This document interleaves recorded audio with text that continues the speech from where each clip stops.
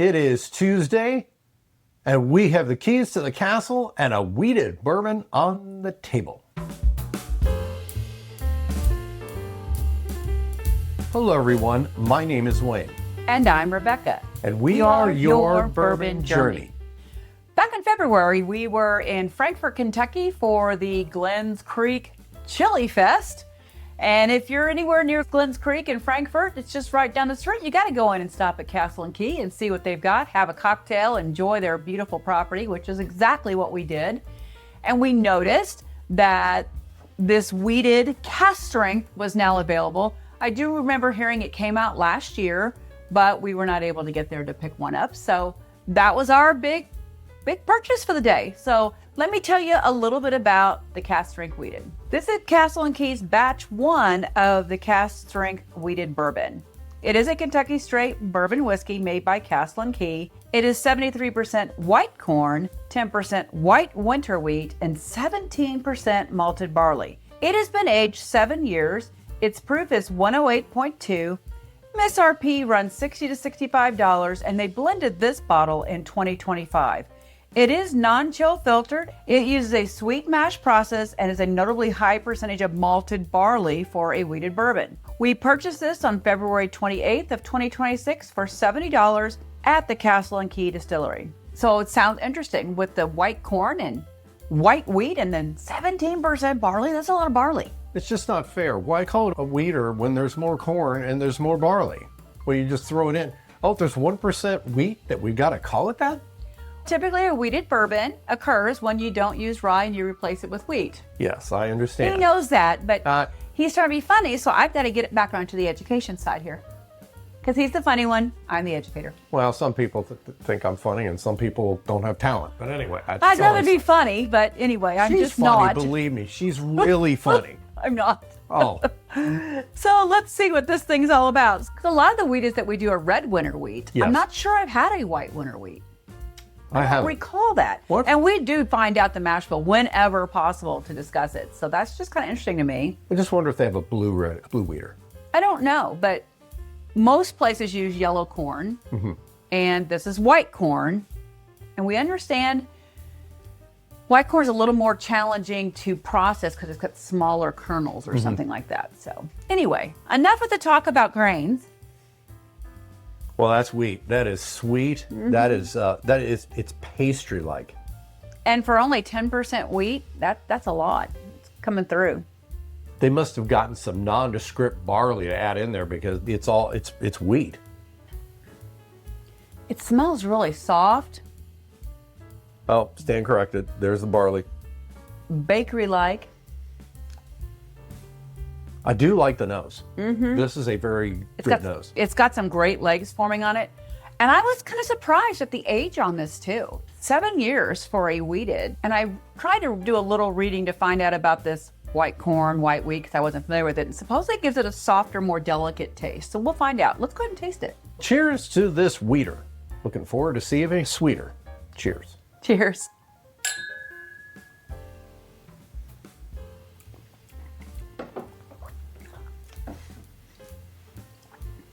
I get the barley notes. Barley comes through. Briefly wheat, big hiccup of barley. It's very barley forward.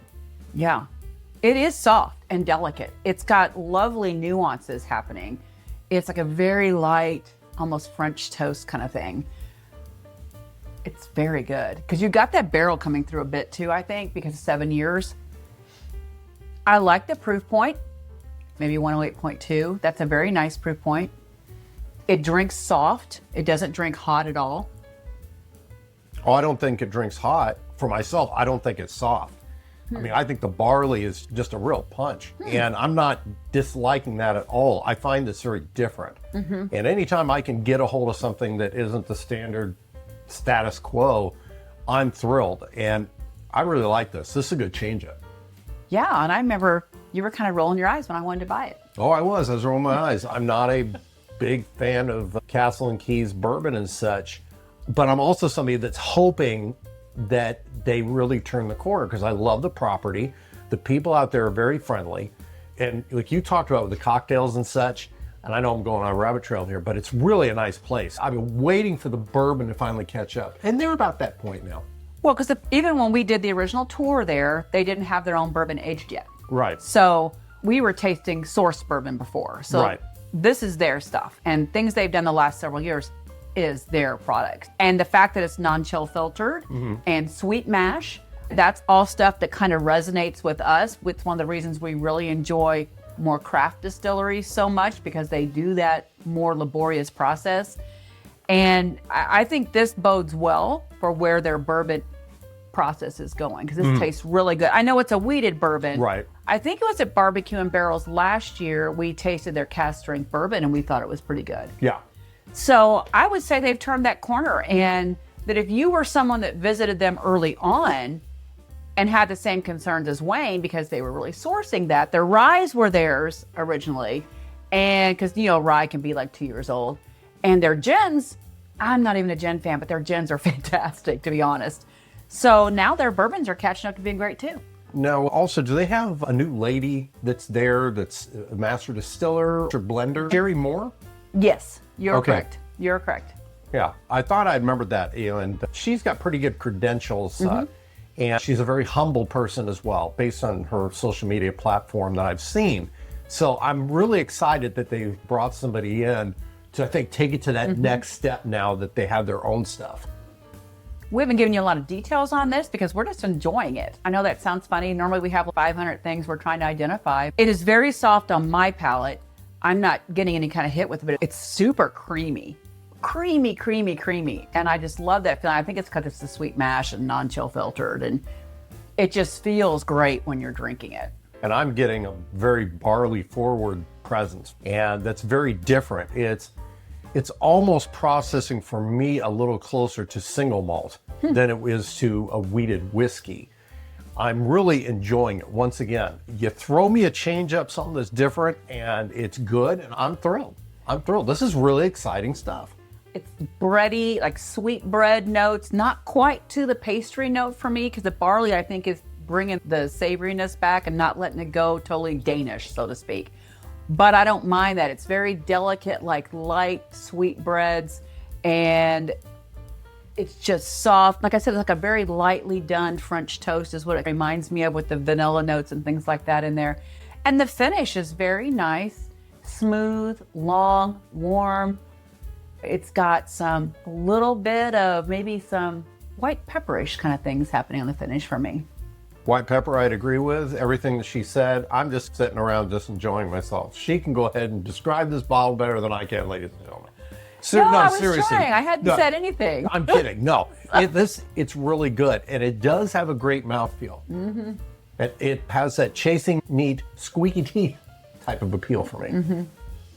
Now, I just think it's probably because we were sitting here for so long just enjoying the way it felt, and it was just different, and it was so soft and luscious and delicate. So it took us a while to get to the point of saying what we were tasting. But if you're someone who just wants to have a good pour, that's it. And honestly, when we're not on camera, we just have a good pour. We don't sit around and just talk about it night and day. So Yeah, we're not sitting in the living room. What are you getting? I'm getting barley, and I'm getting wild oats, and I'm getting yeast from the back strains of David Meyer's distillery. Anyway, we don't do that. We basically just drink. And that's probably why we blanked for a moment with it. But I wouldn't say it's a complex bourbon. What we're getting is very specific, but what we're getting is very enjoyable. This is where we try to get deep on it. And we always, 99.9% of the time, we're doing a fresh crack every time we're in here on the camera. So this hasn't had a chance to breathe, except that I opened it an hour ago. It's very good. It's very enjoyable, very pleasant. And I would certainly, if you're at Castle Key, I would recommend getting a bottle. The Cask Strength. Yes, absolutely. Cask Strength's really good. That's the best way to go, I think, if you can get it. So I like to raise my glass to this Wheater from Castle Key, this Cask Strength. We really enjoyed it. If you like what we do, hit the subscribe button. Always remember to drink responsibly. You have a great Tuesday out there. Cheers. Cheers.